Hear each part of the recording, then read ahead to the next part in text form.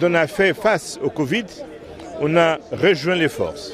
On a donné une réponse commune. Et ça nous a aidé à surmonter cette crise. Donc il faut prendre les bonnes leçons et faire maintenant ce qu'on a fait quand il a fallu combattre le virus et maintenant ce qu'il faut nous faire pour bâtir la paix.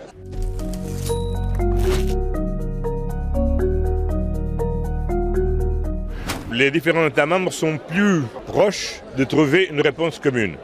Ça veut dire qu'il faut une acquisition commune, il faut renforcer les interconnexions entre les uns et les autres, il faut avoir une intervention sur les prix et il faut avoir un mécanisme pour soutenir les entreprises, les emplois et les revenus des familles.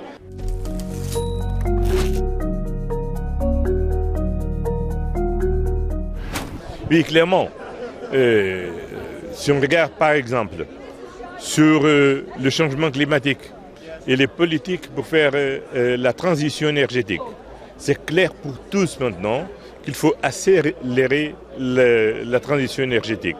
Parce que cette dépendance qu'on a eue vers la Russie, c'est une faiblesse de l'Europe. Si on veut être autonome, si on veut renforcer notre capacité d'influencer la société globale, il nous faut être indépendant du point de vue de l'énergie. Il faut être toujours optimiste vers l'avenir. On a vécu déjà plusieurs crises dans notre histoire récente.